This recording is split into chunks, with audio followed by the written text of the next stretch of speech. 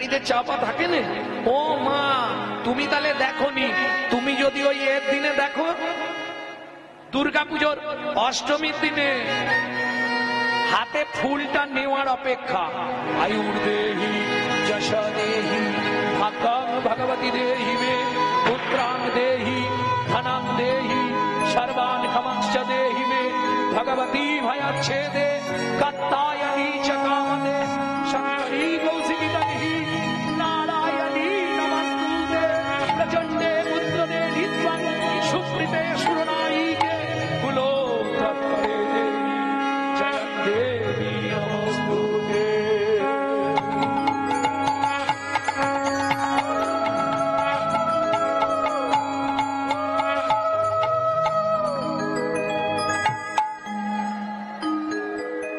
ও মায়েরা, কি কি চাইলে একটু বলো, শেয়ার করো আমার সঙ্গে। আয়ুর দেহি, আয়ু দাও যেন 100 বছর বাঁচি। যশো দেহি, যশ দাও, আয়ু দাও, যশ দাও, প্রতিষ্ঠা দাও, পুত্র সন্তান দাও, ধন দাও, গাড়ি দাও, বাড়ি দাও, মেয়ের বিয়ে দাও, ছেলের চাকরি করে দাও, স্বামীর দোকানে 4টি খদ্দের ঢুকে দাও, আর ভগবান তুমি 2টো নকল দানা খাও।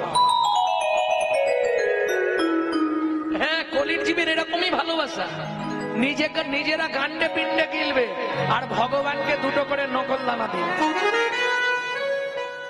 নিজে থাকবে পাথর বসানো মজাক করা ঘরে, আর ভগবানকে রাখবে চিলে কোটার ছাদে, বজ্রাঘাত করলে ঠাকুরের মাথায় পড়বে। কিন্তু এটা মাথায় রেখো, বিধিকার কপালে কি লিখেছে যায় না রে বলা। কাউকে দিল অট্টালিকা, কাউকে গাছপালা, কাউকে দিল অট্টালিকা, কাউকে গাছপালা। যেমন কর্ম তেমন ফল, অগভীর তার ভূমিকাল। যেমন কর্ম তেমনই ফল, অগভীর তার ভূমিকাল। কারো জীবন সুখে কাটে, কারো দুনয়নে জল। কারো জীবন সুখে কাটে, কারো দুনয়নে জল। লটারিতে কেউ বা পায় লক্ষ লক্ষ টাকা, কেউ বা বাপের জমানো ধন জোয়াই করে ফাঁকা। লটারিতে কেউ বা পায় লক্ষ লক্ষ টাকা, কেউ বা বাপের জমানো ধন জোয়াই করে ফাঁকা। তোর ভাগ্যের খেলা লীলাময় লীলার ছল, তোর ভাগ্যের খেলা লীলাময় লীলার ছল। কারো জীবন সুখে কাটে, কারো দুনয়নে জল। কারো জীবন সুখে কাটে, কারো দুনয়নে জল। সময় থাকতে হরি হরি হরি হরি বল। প্রেম সে বলো চৈতন্য মহাপ্রভু কি। সুজাতা এখনো বীর বীর বীর বীর করে কি বলতেছ?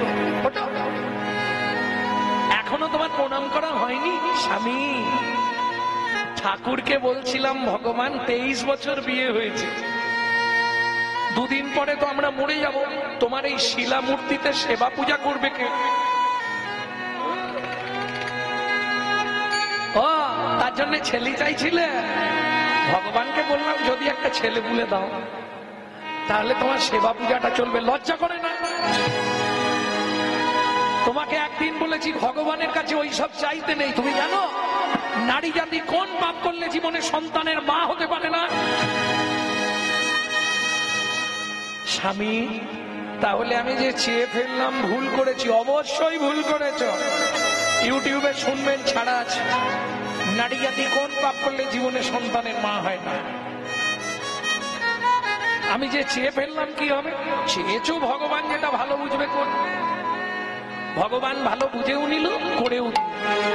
দেখিতে দেখিতে দিন কাটিতে লাগিল, দেখিতে দেখিতে দিন কাটিতে লাগিল, দেখিতে দেখিতে দিন কাটিতে লাগিল, দেখিতে দেখিতে দিন কাটিতে লাগিল। 3 মাস পরে মাথা গর্ভবতী হইল, 3 মাস পরে মাথা গর্ভবতী হইল। আনন্দের আর সীমা নাই রে, আনন্দের আর সীমা নাই রে। ও মাইরা, বিয়ের 23 বছর পর কোন মা যদি গর্ভবতী হয় কি হবে? আনন্দের আর সীমা নাই রে, আনন্দের আর সীমা নাই রে। এতদিন পরে কৃপা হলো, আনন্দের আর সীমা নাই রে। এতদিন পরে কৃপা হলো, প্রভুর কাছে গেলে হরি বল। এতদিন পরে কৃপা হলো, প্রভুর কাছে গেলে। এতদিন পরে কৃপা হলো, আনন্দের আর সীমা নাই রে। দিওয়ানাই রে। যেদিন থেকে সন্তান গর্ভে এসেছে, মায়ের একটু ধ্যান দিন, সন্তান গর্ভে থাকাকালীন আপনি যা যা কিছু করবেন তার সাইড এফেক্টটা কিন্তু বাচ্চার মধ্যে আসবে, মিলিয়ে নেবেন। সন্তান গর্ভে থাকাকালীন যেসব মায়েরা গীতা, ভাগবত, রামায়ণ, মহাভারত, হরিনাম শুনেছেন তাদের সন্তানরা কেমন হয়েছে, আর যেসব মায়েরা দিনরাত সিরিয়াল দেখেছেন তাদের সন্তানরা কেমন হয়েছে, একটু নিজেরা মিলিয়ে দেখবেন। পুরো ডিভাইড হবে, আলাদা হবে। গীতা, ভাগবত, রামায়ণ, মহাভারত শুনলেও হবে বিশুদ্ধ কৃষ্ণ ভক্ত। আর সিরিয়াল দেখতে দেখে দেখে যেসব বাচ্চারা পরে ভূমিষ্ঠ হবে ওটা সিরিয়াল বাচ্চাই জন্মাবে। হ্যাঁ, সন্তান গর্ভে থাকাকালীন যদি নারায়ণের চরণ তুলসী খান, গোবিন্দের সাঞ্জল খান, জগন্নাথের মহাপ্রসাদ খান, সে সন্তান দেখতে যেমন হোক লিখে রেখে দিন, একদিন দিকপাল হয়ে জন্মাবে। আর আপনি যদি এগ রোল, চাউমিন, ফুচকা খান তাহলে ওটা ফচকে ফচকে ছেলে মেয়ে জন্মাবে, হতেই হবে। ভুলে গেলে তো চলবে না। এই বাংলাতেই জন্মেছে বিনয় বাদল, দীনেশ ক্ষুদিরাম, মহা মহাপুরুষের জন্মভূমি। আনাচে কানাচে আর এক পিস ভালো মাল জন্মাচ্ছে কেন? কেন হচ্ছে না? শাস্ত্র বলছে যারা গোড়া ভালো তারা ফল ভালো, যারা ফল ভালো তারা জল ভালো, যারা জল ভালো তারা ভালো। তত্ত্ব মানেই বাঁধাকপি, ছাড়ালেই বেরোবে। এই দেখো হাসছো কেন? বুঝতে পেরেছ কি? কি বুঝেছো? এটা কি বলো? এটা কি? এইটা বলতে পারছো নাকি? তার, এইটাই তো ভুল। এইটা তার নয়, এটা তারের কভার, সে মাল ভেতরে আছে, সেখানে হাত লাগলেই শর্ট খাবে। এ তো কভার। এই আমাদের অভ্যাসটাও তাই, সব কভার ধরে বসে আছি, ভেতরে কেউ ঢুকতে পারে। প্রেম সে বলো চৈতন্য মহাপ্রভু কি। স্বামী প্রত্যেকদিন ভাগবত শোনে। গর্ভের বয়স কত? 8 মাস। হাতে তুলসী পাতা নিয়ে ভাগবত শুনতে বসেছিল, আর সেই দিনই ঘটলো ওই বিপর্যয়। কি বিপর্যয় শুনে নিন। ভাগবতটা শুনতে বসেছে হাতে তুলসী পাতা নিয়ে। কহর মুনি বলছে, সুজাতা কি আজকে তোমাকে শ্রীকৃষ্ণকে কেন ভগবান বলা হয় এটার ব্যাখ্যা করে শোনাচ্ছি, শোনো। বলো স্বামী। যতৈতং ব্রহ্মোপনৌষধি, যতৈতং ব্রহ্মবনৌষধি, তদ্ভাপশো তনুভা, তদ্ভাপশো তনুভা। য আত্মা অন্তর্যামী পুরুষ, অন্তর্যামী পুরুষ, ষড়ৈশ্বর্য ইহ ভগবান, ইহ ভগবান। বাবা শ্লোকটা আপনি ভুল বললেন। বাবা শ্লোকটা আপনি ভুল করলেন। সুজাতা কে বলছে? স্বামী। পেটের ভেতর থেকে বাচ্চাটা বলছে, স্তব্ধ হো বালক, তুমি মাতৃগর্ভে বসে পিতৃদেবের ভুল ধরো, তোমায় অভিশাপ দিচ্ছি, তোমার 8 স্থানে বক্র হবে। কেঁদে উঠল সুজাতা দেবী, স্বামী তুমি কি করলে?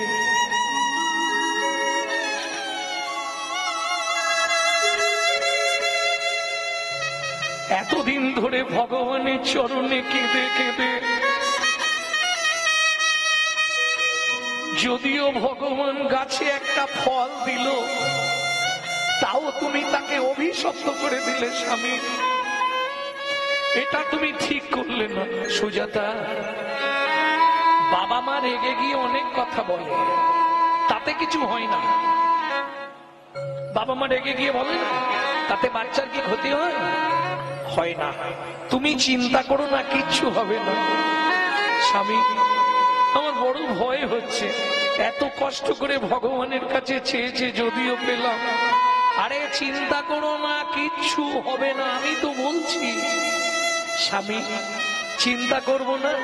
আজ 7 দিন হয়ে গেল উনুনে হাঁড়িটা ওঠেনি। 8 মাসের গর্ভবতী মহিলা আমি, কি খেয়ে বেঁচে থাকবো বলতে পারো? গহর মুনি বলে, কেন? अगर ना करे चाकरी, पंखी ना करे काम, दास मालिक कहे सबको दाता जय सिया राम। সাপ কারো চাকরি করে না, পাখিরা কারো কর্ম করে না, তাদের উদর পূরণের চিন্তা ভগবান করে। শাস্ত্রে বলে, জীব দিয়েছেন যিনি, আহার দেবেন তিনি। সুজাতা এবার রেগে গিয়ে বলছে, আমি 8 মাসের গর্ভবতী মহিলা, কি খেতে থাকবো? কেন? গলা নামিয়ে কথা বলো।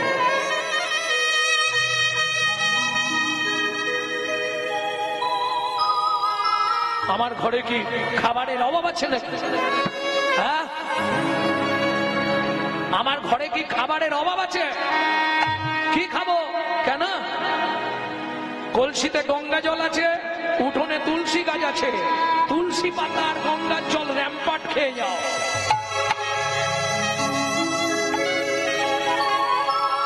ও মায়েরা, তুলসী পাতা গঙ্গার জল খেয়ে একটা 8 মাসের গর্ভবতী মহিলা থাকতে পারে? তোমরা বলো, পারবে? তুমি 2 দিন তুলসী পাতা গঙ্গা জলকে থেকে দেখো। আমার জীবনে অনেক দেখলাম, কত দেখলাম, রদরতি আর শেওড়া তলায় আমি চক্রবর্তী। একমাত্র সাধক সাধিকা হলে পারবে। শুধু তুলসী পাতা খেয়ে, গঙ্গা জল খেয়ে 12 বছর বেঁচেছিলেন, শুধু তুলসী পাতা গঙ্গা জল খেয়ে। কে? ঠাকুর সীতারাম ওঙ্কার নাথ।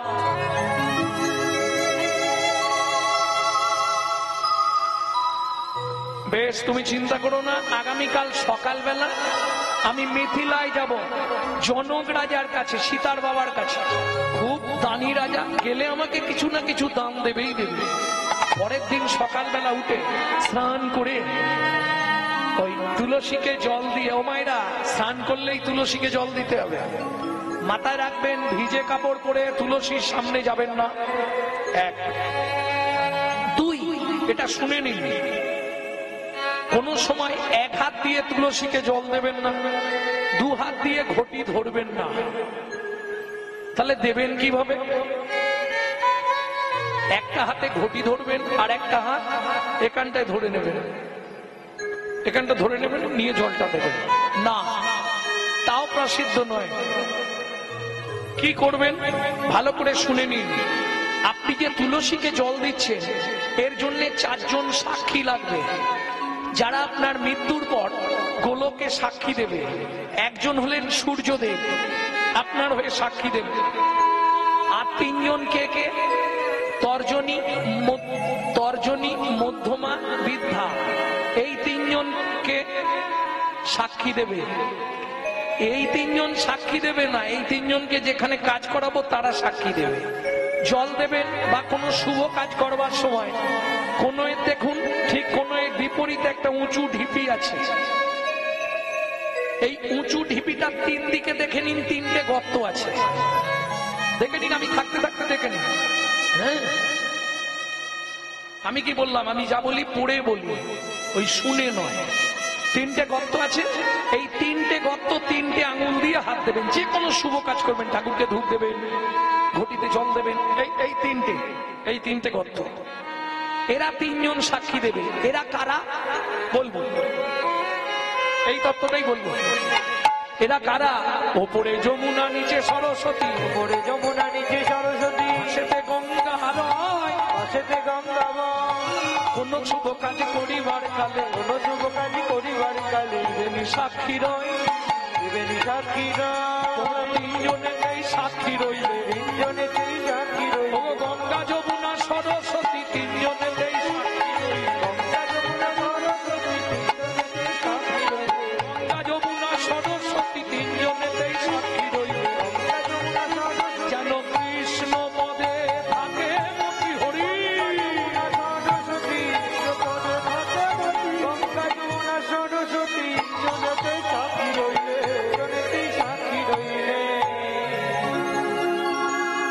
নেওয়া গেল। জল দিয়ে, তুলসীকে জল দিয়ে বলে যাচ্ছে, সুজাতা সুজাতা যদি তাড়াতাড়ি কাজ মিটে যায় তাহলে তাড়াতাড়ি ফিরবো, আর যদি দেরি হয়ে যায় কাল সকালবেলা ভোরবেলা আমি চলে আসবো, তুমি চিন্তা করো না। চললেন কোথায়? মিথিলা। ও মন ময়না পাখি রে, রাধে কৃষ্ণ বল। ও ময়না পাখি রে, রাধে কৃষ্ণ বল। রাধে কৃষ্ণ কৃষ্ণ রাধে, রাধে কৃষ্ণ কৃষ্ণ রাধে রাধে কৃষ্ণ বল। ময়না পাখি রে, ও রাধে কৃষ্ণ বল। ও ময়না পাখি রে, রাধে কৃষ্ণ বল।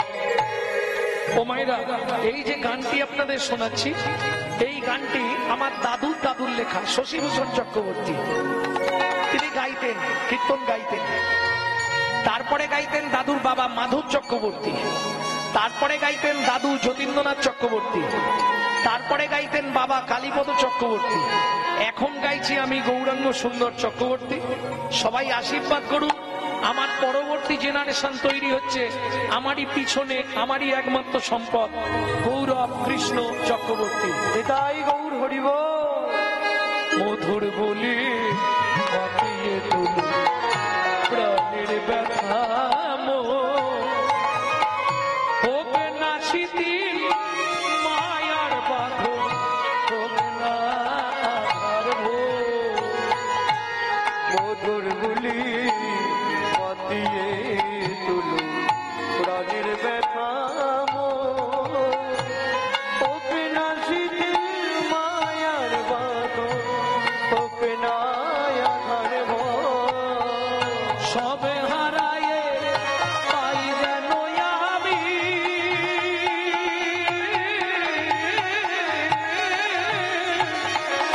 রাধা কৃষ্ণের চরণ পাই। রাধে কৃষ্ণ বল। ও মন ময়না পাখি রে, রাধে কৃষ্ণ বল। ও ময়না পাখি রে, রাধে কৃষ্ণ বল। জয় হোক মিথিল রাজা জনকের, জয় হোক। জয় হোক, জয় হোক। আরে মোহন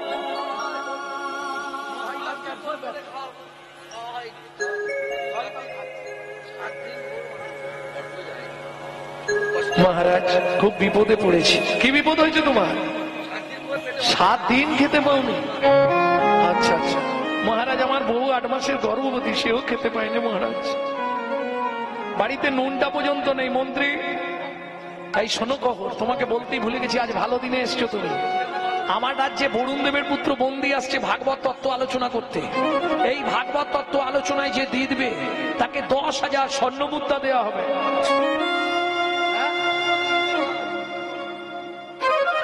লাগবে না? আচ্ছা আচ্ছা, কিন্তু এটা কি জানো, যে হেরে যাবে তাকে ওই নদীর জলে ডুবিয়ে মারা হবে। বলছি মহারাজ, আমার স্ত্রী 8 মাসের গর্ভবতী, যদি কিছু দান দেবেন তো দিন, আমি চলে যাই। তর্কাতর্কিতে যাব না, যদি আমি হেরে যাই আমার স্ত্রীকে কে দেখবে?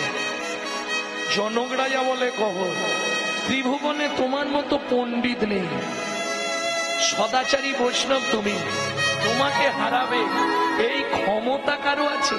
আপনি বলছেন মহারাজ? হ্যাঁ, তুমি চলে গেলে আমার রাজ্য অপমানিত হয়ে যাবে। বেশ, তাহলে শুরু করা যাক। বারবার 3 বার বন্দি যে হারিল, বন্দি যে হারিল, চতুর্থবারে গহর মুনি গহুর মুনি হারিয়া যে গেল, হারিয়া যে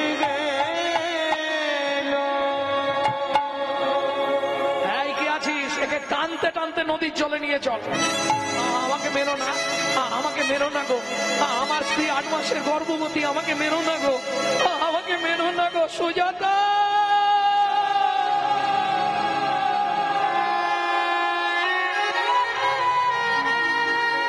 ও মায়েরা, সন্তানের যদি কিছু হয়ে যায় সবার আগে কে জানতে পারে? মা। ঠিক তেমনি সতী রমণী, স্বামীর কিছু হলে সে ঠিক জেনে যাবে। গভীর রাত্রিতে ঘুম ভেঙে গেল সুজাতা দেবী, তবে কি স্বামীর কোনো বিপদ হলো? আর চোখের পাতা পড়ছে না। সারা রাত জেগে থেকে থেকে ভোরবেলা বাসি পাঠ সেরে স্নান করে মন্দির মার্জন করে পথের দিকে তাকিয়ে বসে আছে। এদিকে জনক রাজা মন্ত্রীকে ডেকে বললেন, মন্ত্রী মহারাজ, ঘোড়ার গাড়ি ভর্তি করে চাল ডাল আনাজ বাজার অর্থ বস্ত্র অন্ন সুজাতা দেবীকে দিয়ে এসো তপবনে।